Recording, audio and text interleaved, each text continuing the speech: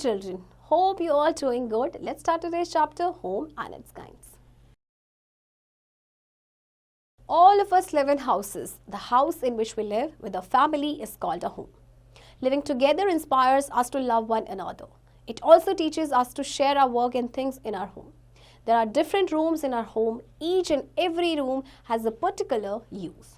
हम सभी घरों में रहते हैं, है ना? और जिस घर में हम अपनी फैमिली के साथ रहते हैं उसे हम कहते हैं होम. जब हम अपनी फैमिली के साथ रहते हैं तो हम बहुत सारी वैल्यूज सीखते हैं, जैसे कि काम को किस तरह से शेयर करना है, चीज़ों को किस तरह से एक दूसरे के साथ शेयर करना है. हर होम में डिफरेंट रूम्स होते हैं और हर रूम का एक स्पेसिफिक फंक्शन होता है, स्पेसिफिक यूज़ होता है. सो देखते हैं. सबसे पहले आपका drawing room. We sit, entertain and talk to our guest in the drawing room. It is also called living room. We listen to music or watch television in our drawing room. जहाँ पे हम अपने guest को बिठाते हैं, उनसे बात करते हैं, हम एंटरटेन करते हैं अपने आप को. That is room is called drawing room. यहाँ और इसे लिविंग रूम भी कहा जाता है. यहाँ पे हम म्यूजिक सुनते हैं, हम टेलीविजन देखते हैं, right? Do you know a room has a door, a roof, a floor and 4 walls. It may also have windows. आपको पता है कि रूम में डोर होती है, रूफ, फ्लोर, 4 दीवारी होती हैं एंड इसके अलावा विंडोज भी होती हैं. We read and do our homework in the study room. We cook our food in the kitchen. We eat our meals in the dining room. Study room में आप पढ़ाई करते हैं, किचन में खाना बनता है एंड डाइनिंग रूम में सभी लोग बैठ के खाना खाते हैं. We sleep and take rest in our bedroom. We take bath in our bathroom. और बेडरूम में आप क्या करने जाते हैं? Of course सोने के लिए जाते हैं एंड बाथरूम में आप नहाते हैं. Always remember, table manners are those manners which we must follow when we are sitting at the dining table and eating our food. जब कभी भी आप डाइनिंग टेबल पे बैठते हैं तो आपको कुछ मैनर्स फॉलो करने पड़ते हैं, जिन्हें कहते हैं table manners. We should keep our things at their right places. We should keep our books on shelves and clothes in cupboards. We should keep our home neat and clean. हमें अपनी चीज़ों को उनकी सही जगह पे रखना चाहिए और हमें अपनी बुक्स को शेल्फ्स पे रखना चाहिए, क्लोथ्स का कबर्ड्स में रखना चाहिए. हमें अपने घर को साफ सुथरा रखना चाहिए.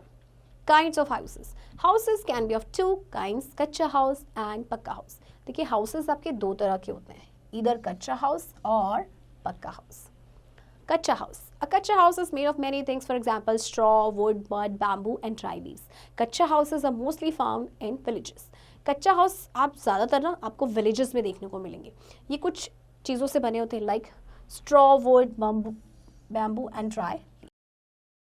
पक्का house. Pucca houses are mostly found in towns and cities. These are made of many things, for example brick, cement, iron, concrete and wood. अब पक्का हाउस आप जनरली आपको टाउन्स या सिटीज़ में मिलते हैं और ये आपके बने होते हैं brick, cement, iron, concrete and would. Madonna lives in a pakka house. It is a bungalow. A bungalow generally has a big garden in its front. Madonna जो है पक्का हाउस में रहती है और इसे कहते हैं बंगलो. आपका जो बंगलो होता है ना, इसके फ्रंट में काफ़ी बड़ा गार्डन होता है. Always remember, kutcha houses are also known as huts. Kutcha houses को हट भी कहते हैं. Do you know where are pucca houses mostly found? Pucca houses कहाँ पाए जाते हैं? इसका आंसर आप खुद बताएंगे. Kinds of roofs.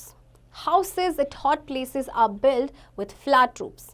जो अगर आपके हॉट प्लेसेस में हैं उनकी फ्लैट रूफ्स होती हैं. फॉर एग्जाम्पल ये देखिए किस तरह से इनकी रूफ जो एकदम फ्लैट यानी चपटी है, right? Knowledge world. House is the third important need of man after food and clothing. Thus it is a universal feature of the living world. आपको पता है आपका हाउस जो है आपका थर्ड इंपॉर्टेंट नीड है फूड और क्लोथिंग के बाद. Places with snowfall and heavy rains have houses with sloping roofs. This helps the snow and rainwater to slide down the roofs. जिस जगह पे बहुत ज़्यादा बारिश होती है या स्नोफॉल होता है वहाँ पे स्लोपिंग रूफ्स होती है इस तरह से, लाइक दिस. तो इससे क्या होता है कि जो स्नो होता है या रेन वाटर होता है वो स्लाइड डाउन हो जाता है. A good house. A neat and clean house is called a good house. A good house has several doors and windows that allow entering sunlight and fresh air. Lots of plants, dustbins to throw wastes. आपका अच्छा house वही है जो आपका साफ सुथरा है.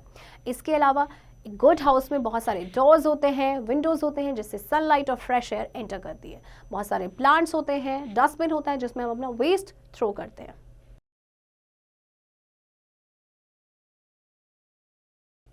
Recap. House where we live with our family members is known as home. Home also teaches us to share our work. We entertain our guests in the drawing room. We must keep our things at their right places. All living beings need house to live in. Houses can be of two kinds, kacha house and pakka house. Houses at hot places are built with flat roofs. Neat and clean house is called a good house. देखिए, house की सबको need होती है अपने आप को protect करने के लिए, और जिस घर में हम अपने फैमिली मेम्बर्स के साथ रहते हैं उसे कहते हैं होम.